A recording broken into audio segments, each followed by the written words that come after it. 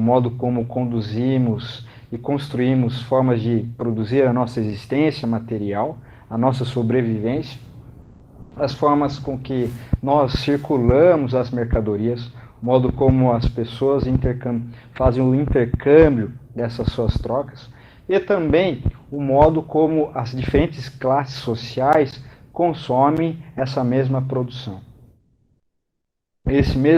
Os modos de produção são compostos também, importante lembrar, primeiro, forças produtivas, segundo, relações sociais de produção. Por forças produtivas, podemos entender como sendo o grau de domínio técnico humano sobre a natureza. Né? É o modo como os seres humanos e suas sociedades promovem e desenvolvem técnicas e tecnologias que vão fazer a produção e o intercâmbio do homem com a natureza. Né? Aqui estão as máquinas, está a divisão do trabalho, a ciência, o conhecimento. Tá?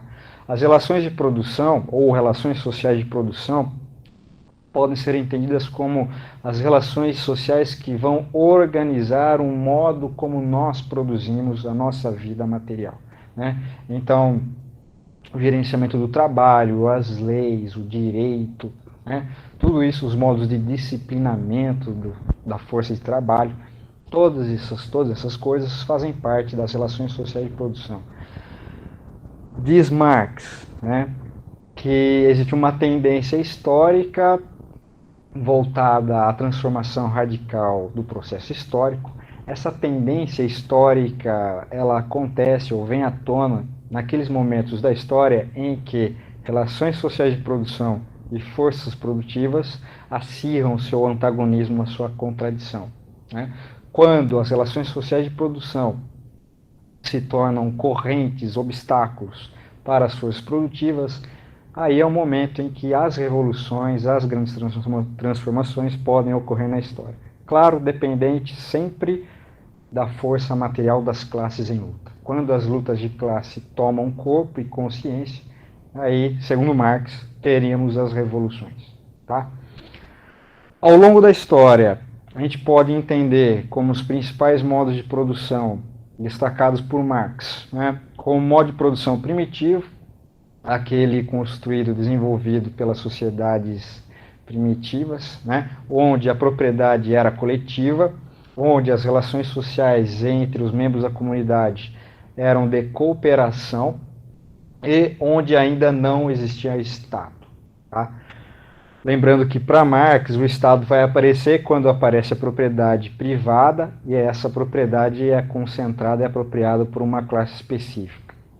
O modo de produção escravista, ele é baseado na propriedade das terras, na dominação e sujeição das classes dominantes. Tá? O modo de produção asiático, no qual o Estado seria o grande detentor das riquezas e sua burocracia.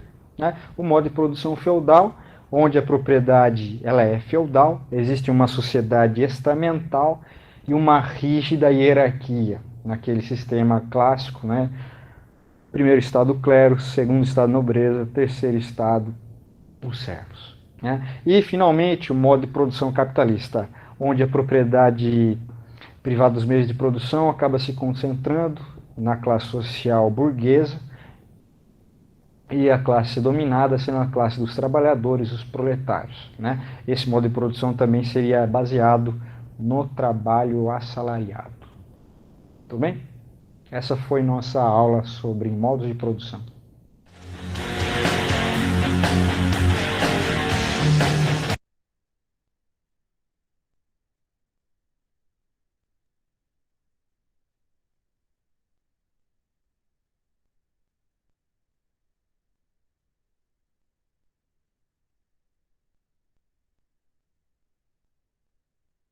Professor, o senhor está com o microfone Está desligado. desligado o microfone. Oh, meu Deus. Pronto, valeu, gente. Sempre esqueço isso. Nossa. Valeu. Pronto, direitinho agora? Entenderam mais ou menos como é que funciona ali? O que é que ele está falando? Alguma dificuldade?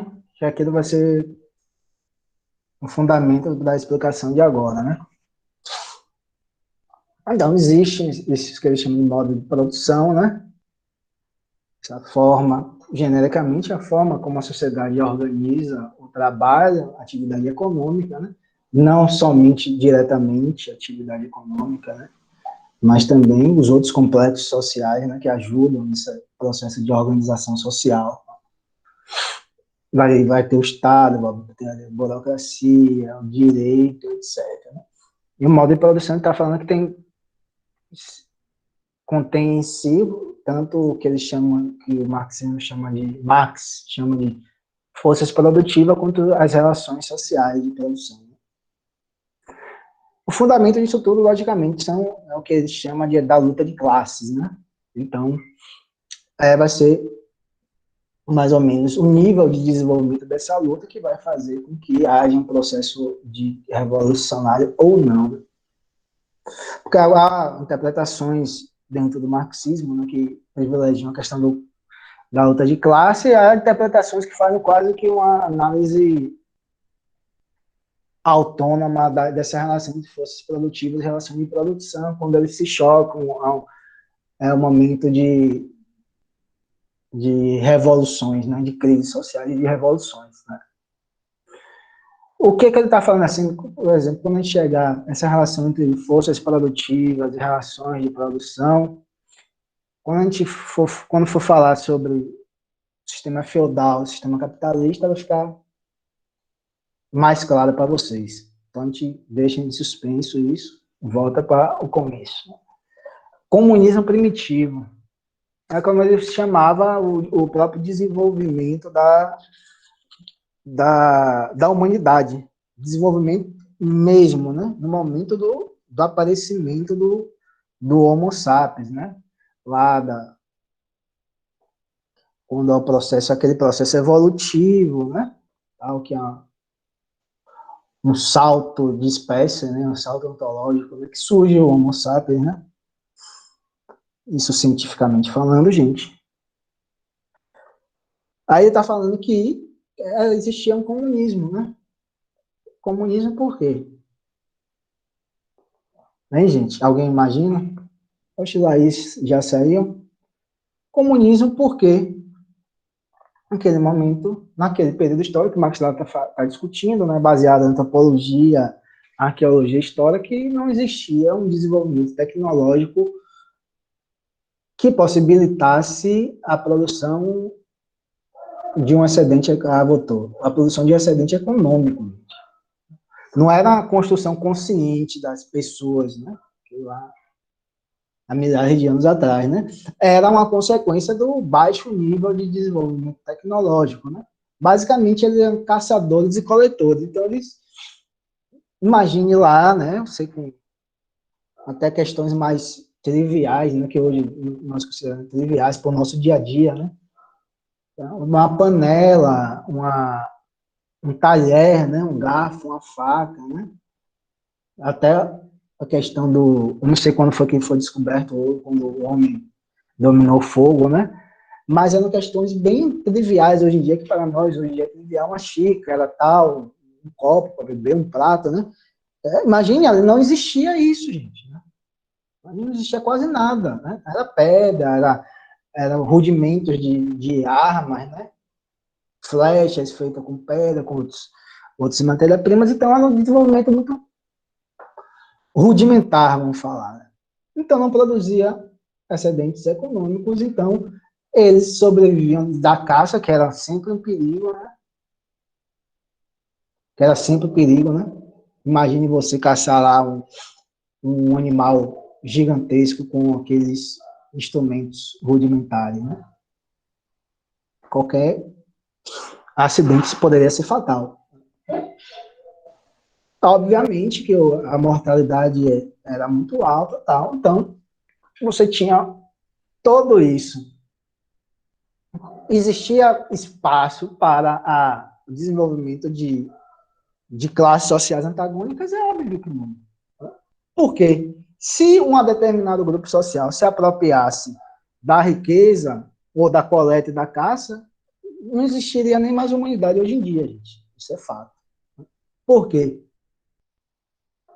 Porque as outras pessoas vão morrer de fome, iam ficar pouquíssimas pessoas, né? E essas pouquíssimas pessoas não poderiam sobreviver.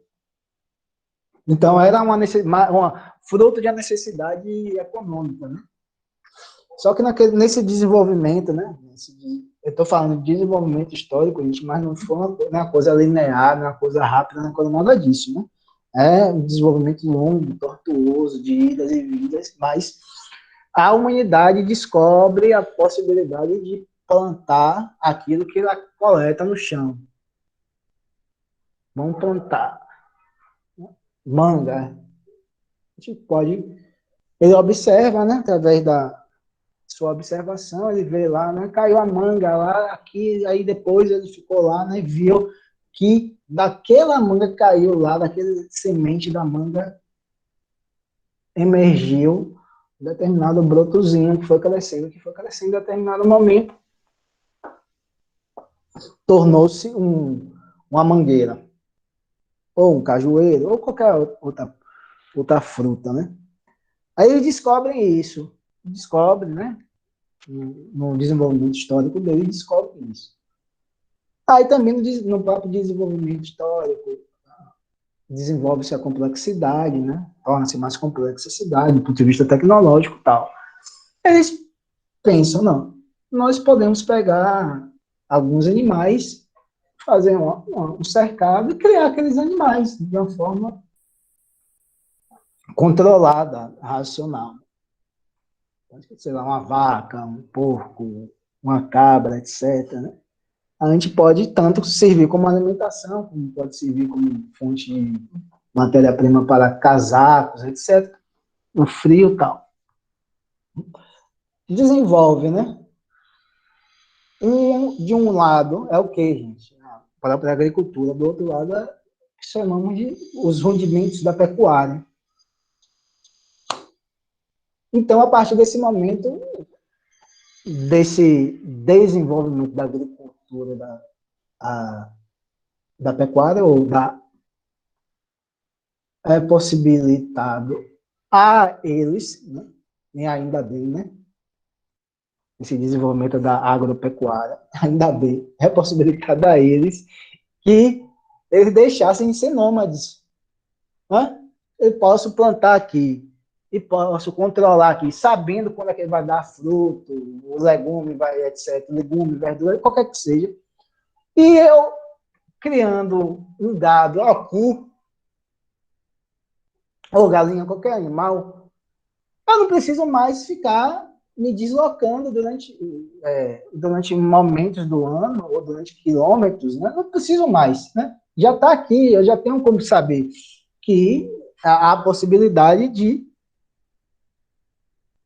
que em 3 meses aquela árvore dê os frutos, em 4 meses a verdura esteja pronta para ser comida, que a vaca pode dar leite, que o leite pode ser consumido, etc. Né?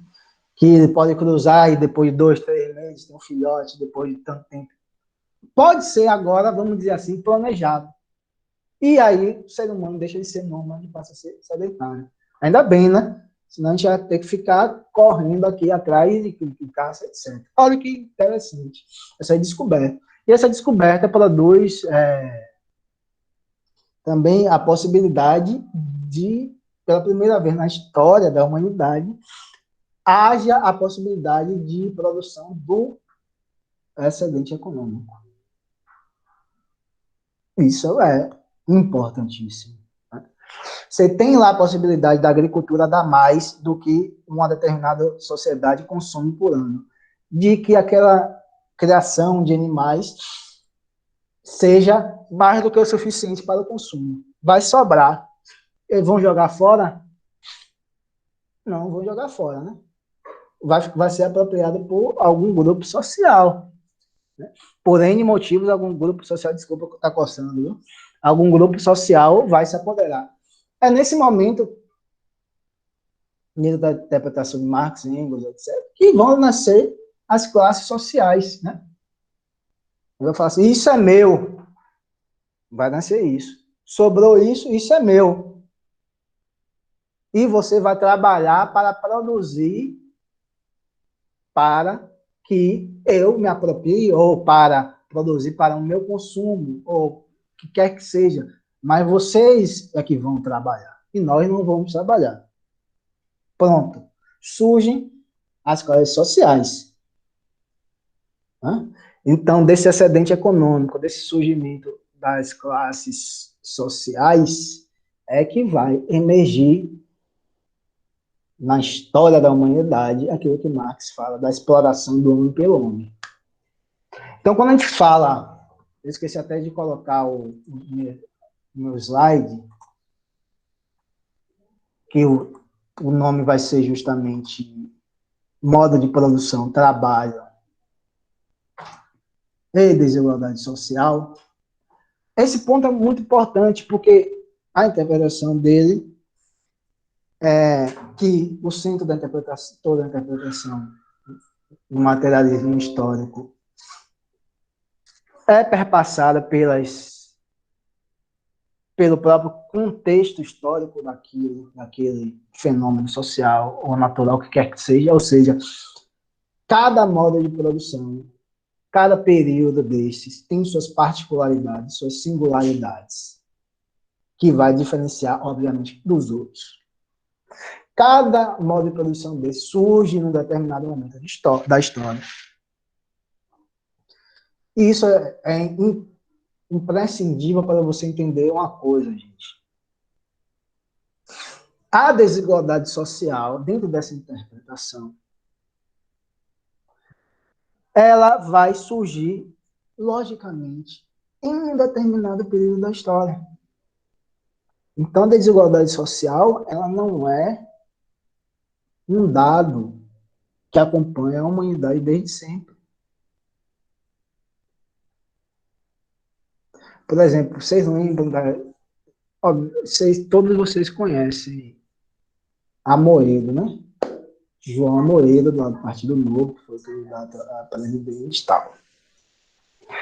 Você vez por outra, vocês vêm lá e discutir, porque a desigualdade social sempre existiu. Porque a desigualdade sempre existiu, o problema não é a desigualdade social, o problema é a pobreza. Né? Um país pobre que é o problema. Né? Porque a desigualdade social sempre existiu. Não, gente, isso é um absurdo. Historicamente falando, isso não existe. Por isso, cara, uma das importâncias, né, da centralidade da história, da historicidade na interpretação de Marx. Não existe isso. Não, naquele momento, não porque os seres humanos tinham uma moral superior que a nossa agora, que eticamente são superiores a gente, não, mas pelo próprio desenvolvimento técnico, tecnológico deles, é impossível que existisse desigualdade social. Por que é impossível que exista desigualdade social? Porque a produção de riqueza era muito pouca. E que se fosse apropriada por um determinado grupo particular, provavelmente aquele grupo social, provavelmente não teria existido humanidade. Porque se colhia o que tinha, se caçava o que podia.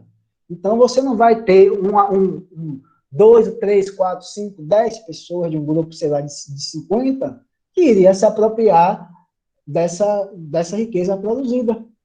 Aí os outros todos iam morrer de fome, e eles mesmo viam, em determinado momento, ter que trabalhar, ou morrer de fome igual aos outros.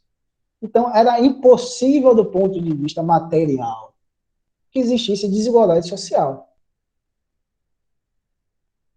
Então, quando os liberais falam, quando algumas pessoas falam, que a desigualdade... Não, era impossível. Não existia. A desigualdade social, ela surge em um determinado momento da história, tal. E a própria tendência do pensamento deles, dos liberais, é de universalizar um determinado tipo de comportamento que é bem típico do capitalismo. Né? Então, eles pegam um determinado comportamento que é típico do capitalismo e dizem que é inerente a toda a história da humanidade. É o que ele está fazendo nesse sentido. Né? Desigualdade social não é uma característica da humanidade. Ela surge em determinado momento histórico da humanidade. E pode desaparecer. Assim como não interpretem, por favor, não identifiquem, não achem que desigualdade é sinônimo de diferença. Que é outra pegadinha que os liberais fazem. Desigualdade é o quê? Desigualdade está tendo como pressuposto, né, um determinado juízo de valor, ou uma determinada relação material de existência que surge historicamente, como eu falei. Juízo de valor em qual sentido? Por exemplo, nas questões de gênero que nós trabalhamos lá no terceiro ano. Diferença existe entre homens e mulheres. Existe. A diferença existe. Mas há o desenvolvimento de uma determinada estrutura social em que essa diferença seja justificativa para o desenvolvimento da desigualdade de gênero, ou seja, uma relação de poder, já pressupõe um juízo de valor. Ou seja, algo uma criação humana. A diferença vai existir. Obviamente, o homem é diferente da mulher. Mas não, isso pressupõe que seja superior ou inferior. Tal como a própria desigualdade social, do ponto de vista econômico, ela só surge quando há a produção do excedente econômico. Né? Então, surge a produção do excedente econômico, um grupo social vai se apropriar desse excedente econômico e vai dizer que o outro grupo social é incumbido agora de trabalhar para eles. Aí a gente pode falar na existência de classes sociais e na existência de pobres e ricos. Né? Aí, nesse sentido, a gente pode falar. Mas não é um dado de toda a história da humanidade. Né? Então, era a cooperação lá, como o Nobili falou, cooperação, ausência de Estado, etc., que caracterizava o comunismo primitivo. Né? Marx e Engels usam primitivo porque eles estavam lá naquela atmosfera do século XIX, né? Que se falava de primitivos, fazia essa relação entre primitivo, civilizado, civilização, primitivo, etc. Né? Hoje não se usa mais termo, principalmente em antropologia, essas coisas. Não se usa mais, né? Tá tudo de boa, vocês estão calados hoje, né? Mas vamos seguir para terminar aqui, aí a gente conversa depois, bate-papo com quem quiser falar, né? Aí o modo de produção asiático, né? Eu vou pegar aqui eu vou passar um pouco por alto do modo de produção asiático, para a gente pegar o escravismo, o feudalismo e o capitalismo que a gente termina, né? Aí o modo de produção asiático ele falou que era a apropriação parte do Estado, da burguesia, né? As classes dominantes, etc., de uma burocracia desenvolvida. Mas aqui Sérgio Lessa está falando rapidamente, que ele vai falar que as sociedades asiáticas, ou modo de produção asiático, que não foi somente desenvolvido na Ásia, como o nome diz, né? Ele vai falar que desenvolver a partir da descoberta da agricultura e da pecuária na região geográfica compreendida entre o Oriente Médio e a China, e também nas civilizações maia e asteca nas Américas. Esse modo de produção é característico de regiões com densidade populacional elevada e onde o solo disponível para a agricultura é restrito. A produção adequada se revelou seu cultivo de cereais em terrenos alagados, o que exigia enormes trabalhos para a construção de diques, represas e canais de irrigação. Né? Aí vai desenvolver também o desenvolvimento técnico, tecnológico, é mais demorado nesse modo de produção, né? Então, os processos de inovações tecnológicas demoravam muito, né? Então, ele vai falar que havia pouca diferença no percurso histórico desse tipo de modo de produção, e com o desenvolvimento do capitalismo eles são destruídos, né? Tanto aqui na América, né, com a colonização americana, quanto lá na China, com o domínio inglês lá do Extremo Oriente, né? Mas a gente vai para o escravismo, né? Porque o escravismo pega uma linha que vai desencadear aqui no nosso capitalismo, né? Escravismo, obviamente, que teve várias experiências históricas baseadas no escravismo, a Grécia Antiga, o próprio processo colonial nosso, brasileiro, foi fundamentado no trabalho escravo, né? Mas vamos pegar para análise a Roma Antiga, né? A Roma se desenvolveu, ela vai se desenvolver lá na Europa, tal, baseada no trabalho escravo, né? Na existência de senhores, né? Roma, o Império Romano, vocês sabem, mais do que eu, obviamente, vocês são pessoas inteligentes, foi um dos maiores impérios da história da humanidade, se não o maior, né?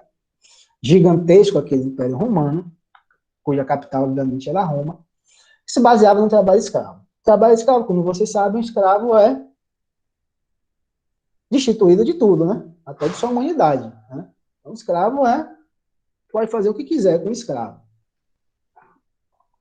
Só que dessa característica da escravidão, tem uma consequência muito importante, muito interessante. O escravo tem direito a alguma coisa? Hein, gente? Érico? Não. Só o direito de Não. trabalhar, né? A obrigação, no caso. Só tem a obrigação. Principalmente de comer alguma coisa, de sobreviver. Então, o escravo... O alimento só para ele não morrer, né? Porque vai continuar trabalhando. O escravo, a escravidão tem essa lógica. Dessa lógica, gente, é interessante para o escravo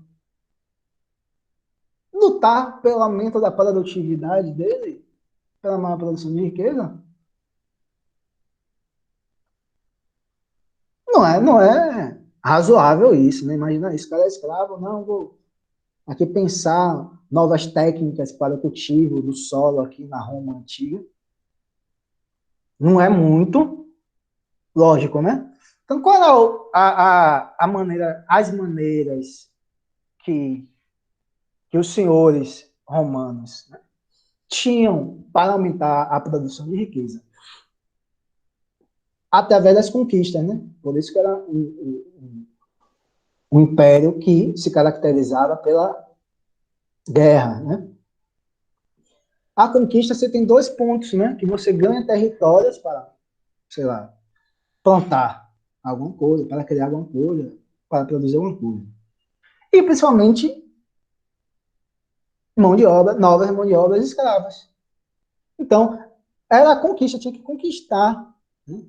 Porque a própria organização escravista, ela impossibilita um desenvolvimento tecnológico, né? Porque eu já estava falando, né? Que não é do interesse, né? Do escravo. Só que em determinado momento, aí vocês conhecem, no processo de derrocada do Império Romano, que houve a existência de um quantitativo enorme de escravos, muito maior do que a quantidade, muito, obviamente que a classe dominada é sempre maior, mas numa proporção infinitamente maior de escravos do que senhores, né? E para que aqueles escravos não se rebelassem, foi construído um complexo, né, de dominação conhecida basicamente, sinteticamente, como Estado, né?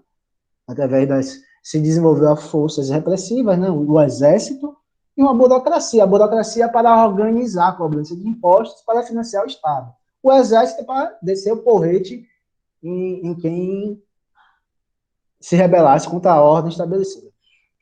Só que, gente, obviamente, vocês sabem, num determinado momento histórico, nem o financiamento dos senhores romanos, através dos impostos, do recolhimento de impostos, foi o suficiente para manter de pé o Império Romano. Era um exército muito grande, era um aparato burocrático muito grande, e eles não conseguiam mais financiar, né? Em termos modernos, vamos dizer assim, os gastos suplantaram muito de longe as receitas do Império Romano. Aí, o que é que tem? Os caras, velho, não vai me pagar, né? O exército lá, você ganhava seu soldo, né? Ah, não vai pagar, não? Não, pode invadir. Aí não pagava mais funcionária pública, não vai pagar mais funcionária, não, então eu vou ficar aqui em casa, sem fazer nada. Aí pode invadir. Aí os bárbaros lá invadiram, não tinha mais exército, foi aquela bagunça. Dissolução do Império Romano, aquele todo o processo que durou séculos e tal. Desembocou no desenvolvimento do sistema feudal, né? Do modo de produção feudal, gente. uma característica. Foi uma dissolução que não teve o protagonismo de nenhuma classe social. Foi algo feito, como se diz, nas coxas, né? Foi algo... Os bárbaros foram invadindo, a galera ficou com medo, tal, né? Obviamente, não tinha mais o exército, e aquelas cidades foram saqueadas, foram destruídas. Surgiu o que no seu lugar? Um modo de produção marcadamente rural. As cidades praticamente desapareceram, o comércio praticamente desapareceu, e surgiram, obviamente, o quê? Os feudos, que eram espaços de poder político, econômico, descentralizados, basicamente sem nenhuma relação com um outro feudo ou com um poder central, praticamente inexistente. Então, essa relação autossuficiente da produção, tá? Essa relação de senhores feudais, a gente vai esquecer um pouco claro agora, viu, gente? Esses senhores feudais e os ferros era diferente da relação dos escravos. Né? Pelo esse caráter caótico, que foi um processo de, vamos dizer assim, de retração econômica muito grande, né? Nossa, a civilização romana, né, com toda a sua riqueza, né? Deu origem a um modo de produção baseado nos espaços feudais que eram, voltando a dizer, autônomos, né? Só que havia uma diferença muito grande do escravo para o servo. Qual a diferença? Do escravo para o servo, assim, uma diferença fundamental para essa explicação. Diferença, gente, quem souber aí ganha um ponto, vai ganhar um ponto. A diferença era, qual era? Professor, repita a pergunta que está meio difícil aqui de escutar. A diferença fundamental do escravo para o servo. O escravo não tinha uma coisa e os servos tinham essa coisa. Né? Propriedade, assim, não deles, no caso, tinha uma moradia. Quase isso, quase. Propriedade mas não é da moradia essas coisas. Tem um nome específico.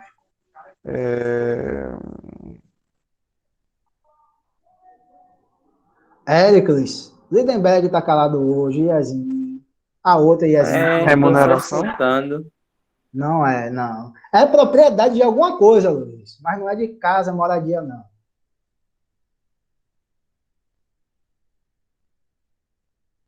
Aí vai ser de fundamental importância, né?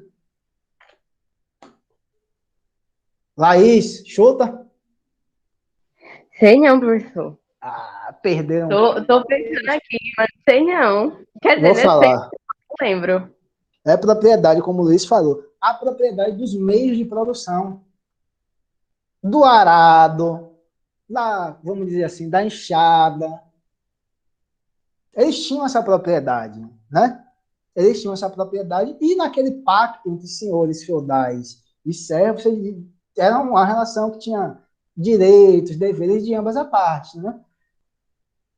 Eles produziam uma parte para os senhores, não eram? Não era assim? Ele dava, assim, por exemplo, de 100, ele dava 80%, vamos supor, os senhores, né? E 20% ficava com eles. Olha que essa junção entre a propriedade dos meios de produção. Não é essa grande propriedade que a gente tem agora, né, gente? Que vai se desenvolver depois, né? É a propriedade de um arado, de uma enxada, etc., de forma de organização. Eles tinham, juntamente com a possibilidade, né, com o fato de que parte da própria produção era deles, estimulou ao longo do tempo, né, dentro desse longo processo histórico, vai estimular o quê? Que aqueles servos falassem assim, é do nosso interesse direto que nós desenvolvamos uma tecnologia melhor para o cultivo da terra, para produzir mais. O que não acontecia com o escravo.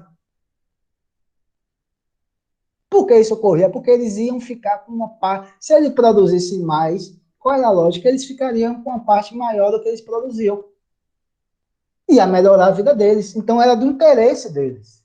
Olhe só essas duas características, principalmente eles serem os proprietários dos meios de produção. Não estou dizendo que a vida deles era maravilha, que era só alegria. Sim, Não. professor. E também havia até os casos que, por exemplo, quando eram os servos de algum vassalo de algum rei, que ele tinha que trabalhar para produzir esse excedente para poder conquistar e poder comprar a terra dele, né? Que muitas vezes era tipo meio que só emprestado. Ele podia trabalhar ali, aí para ele conseguir comprar, ele tinha que produzir a mais, né? Aí meio que ou era aquilo ou nada, né? Tipo, é tudo ou nada. Aí os Isso caras tinham tudo, que realmente se virar. isso tudo estimula, né? Olha como esse processo vai ser interessante. Vai estimular. Aí ele estimula. Olha as consequências. Ele desenvolve a técnica, né? Isso durante séculos, né, gente? Não é de um dia para o outro, né? Ano para o outro. Durante séculos lá, trabalhando, né? De pai para filho, etc.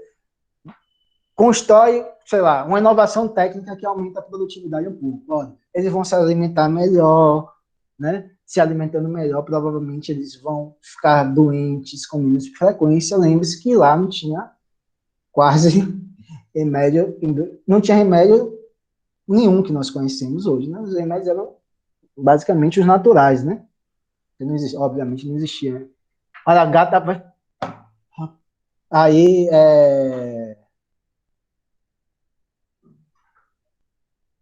melhorava o nível de vida dele, gente. Como um todo. Olha só como isso muda fundamentalmente da lógica do escravismo e do modo de produção asiático. Muda. Tudo isso. Melhor alimentação, a expectativa de vida sobe. Você não vai dizer que a expectativa de vida deles era de 60, 70, 80 anos, mas melhora.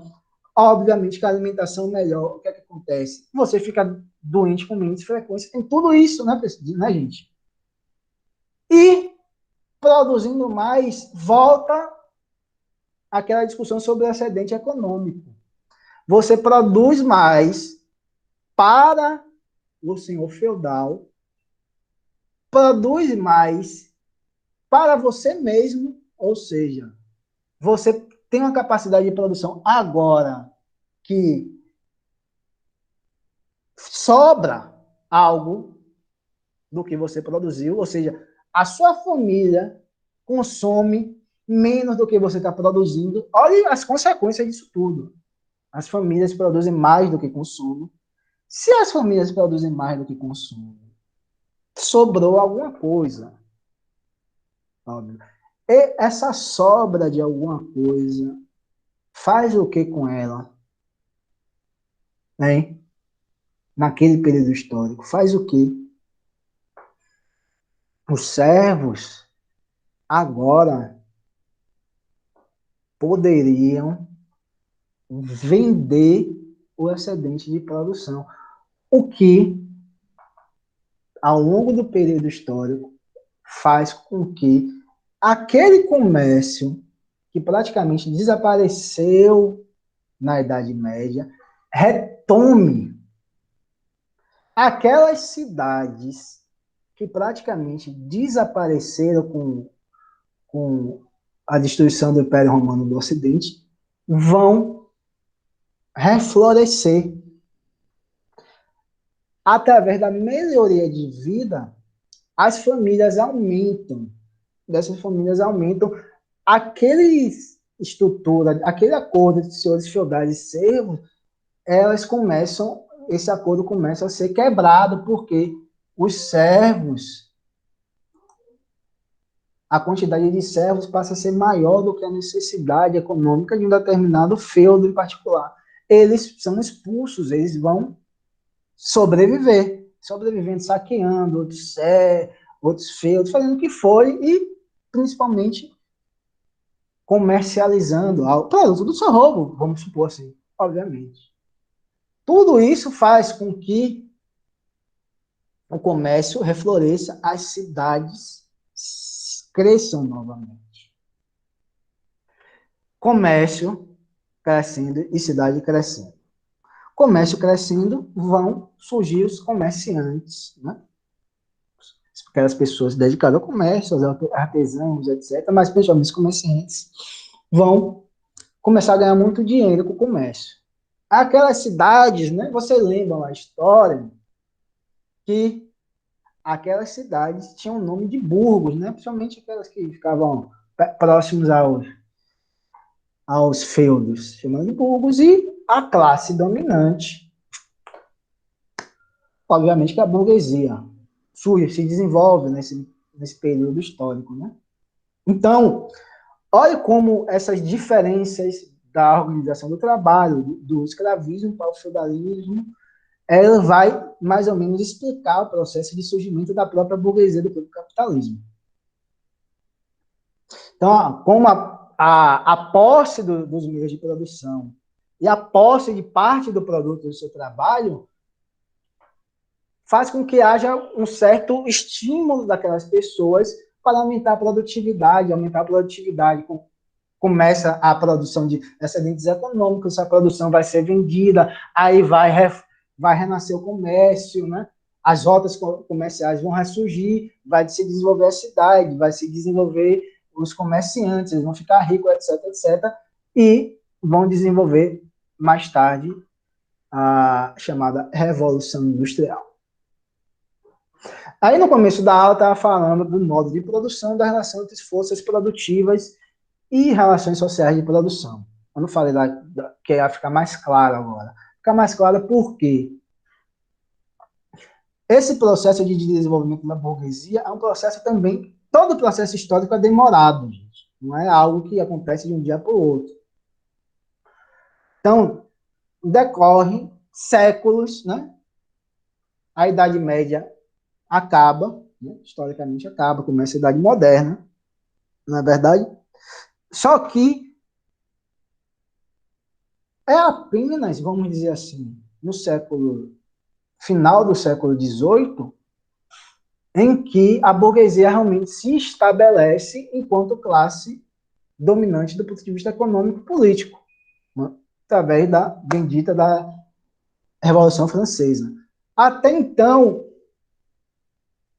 ela era a classe dominante do ponto de vista econômico. O que isso significava? As forças produtivas, ela desenvolvia a técnica, né? Que Marx está lá falando, desenvolvia a técnica, a organização de trabalho, etc., a produtividade, numa velocidade muito grande. Só que as relações, aquelas relações sociais, ou seja, relações do direito, vamos dizer assim, as leis, né? Que não eram leis, né? Não eram leis no sentido do direito moderno. Né? O Estado absolutista não tinha isso, essa igualdade, essa isonomia. Era algo determinado arbitrariamente pela nobreza. Né?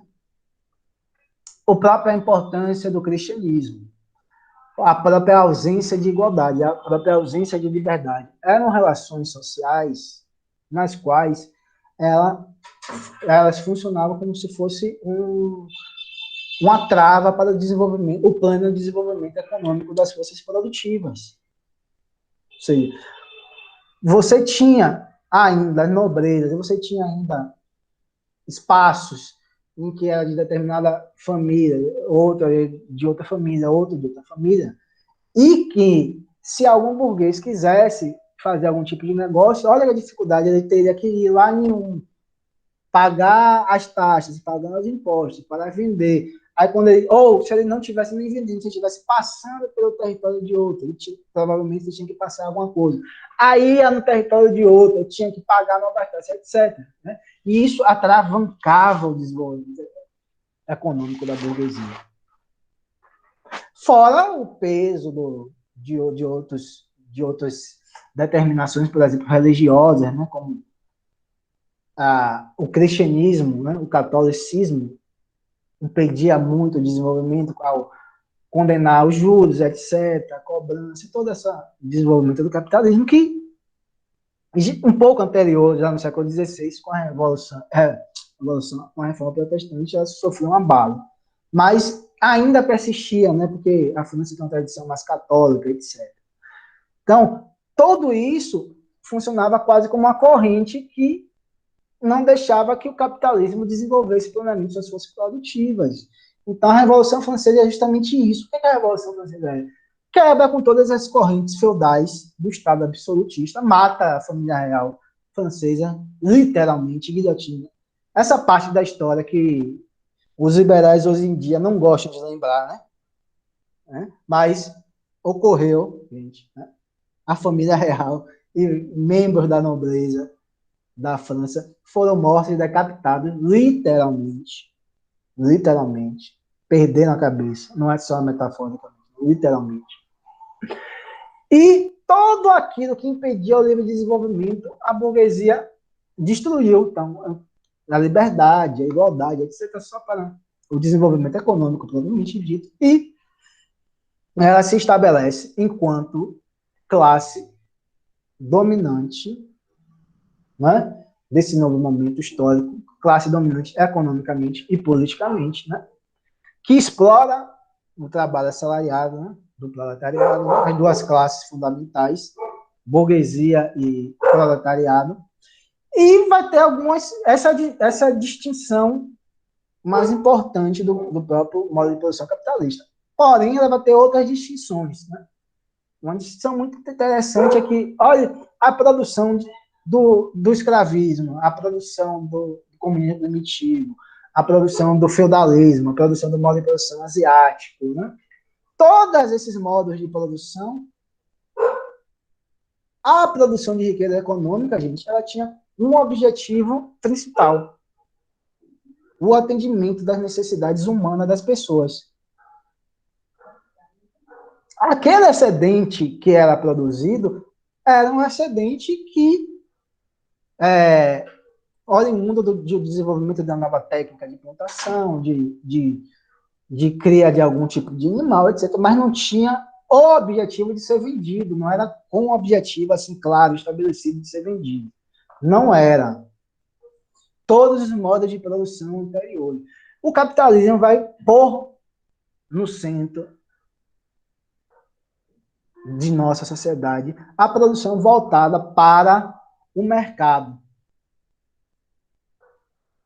Então, a produção vai ser voltada para o mercado. Então, o excedente econômico, ele não vai ser algo, vamos dizer assim, que não foi planejado conscientemente, né? Mas o excedente, nas formas pré-capitalistas. No capitalismo, o excedente econômico é o objetivo da produção.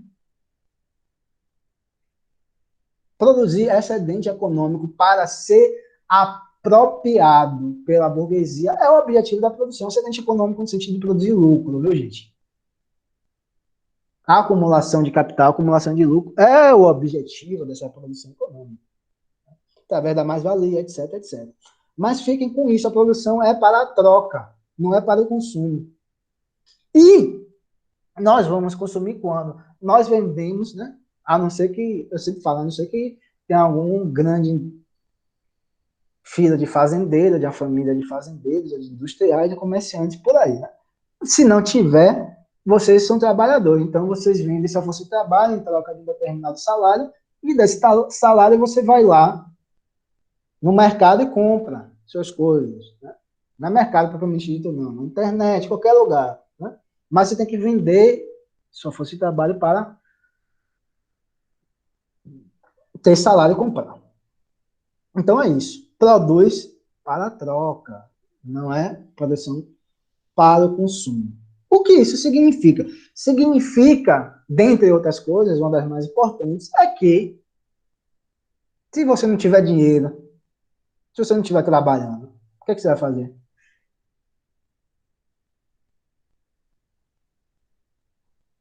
Né? O que é que se faz quando você não está trabalhando?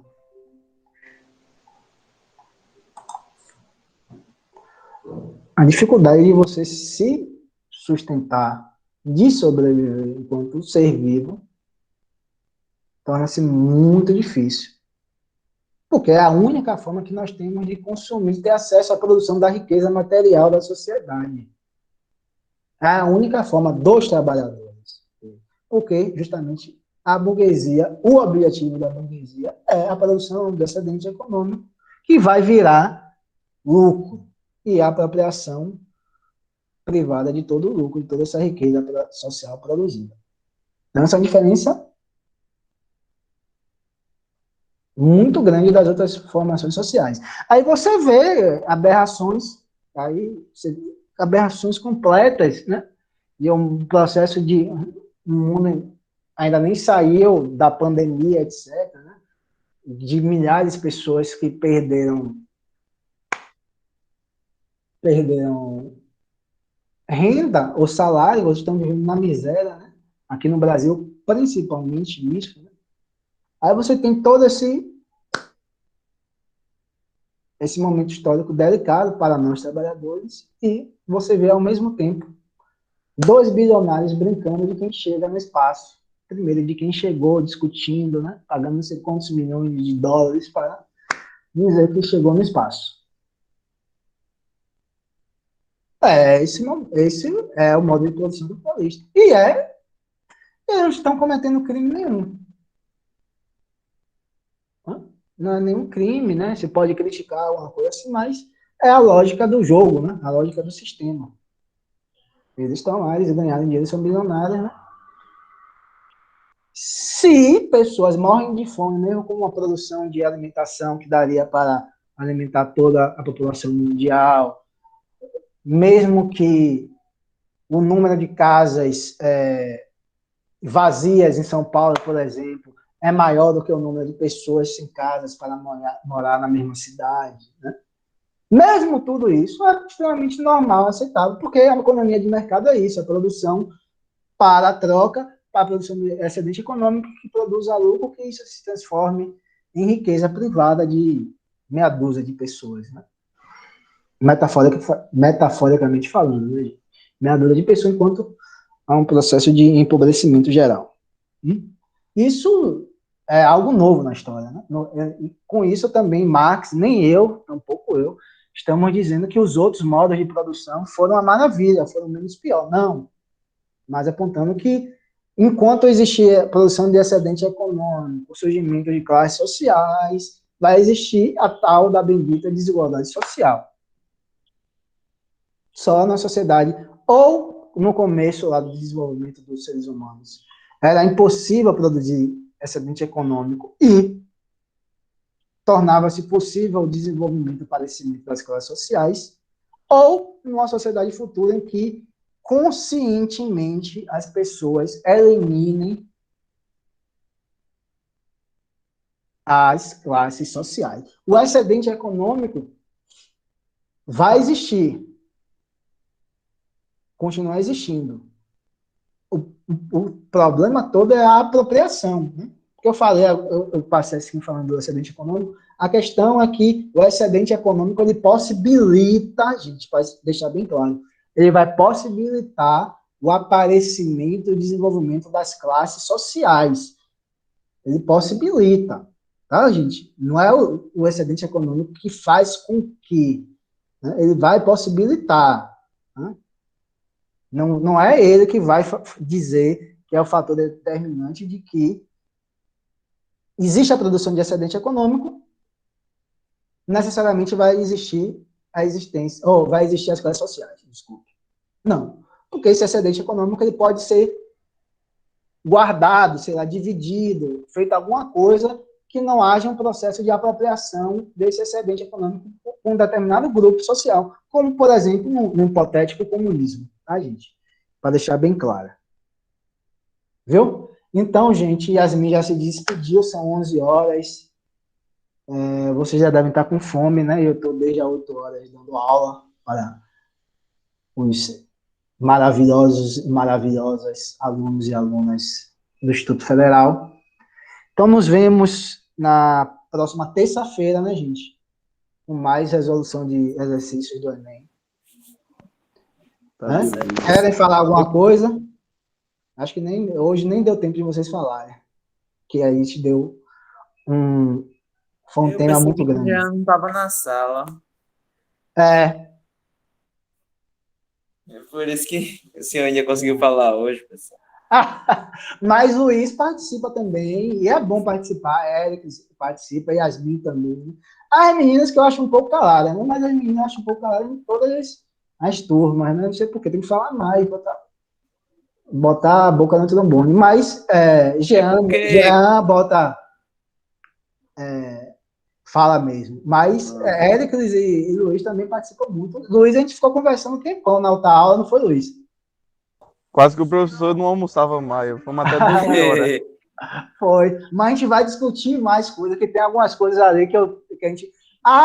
sobre a questão do salário. Eu esqueci de postar os vídeos que eu prometi.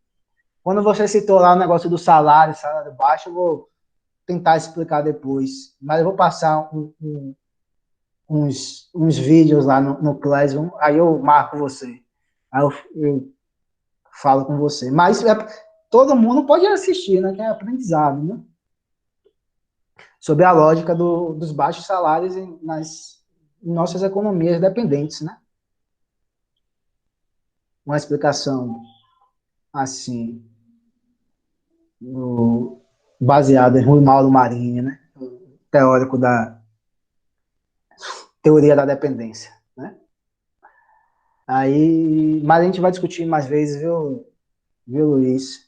Vamos discutir mais vezes sobre suas inquietações, viu? Mas eu vou aqui que hoje tenho que resolver umas coisas, não dá nem para conversar mais com vocês. Eu vou resolver umas coisas aqui. Essa semana, hoje e amanhã, eu vou ter alguns problemas para resolver aqui. Mas na próxima semana já tá ficando melhor. A gente pode discutir mais, ficar mais tempo. Viu, Luiz? Tranquilo? Então, boa quinta para Tranquilo, professor. vocês.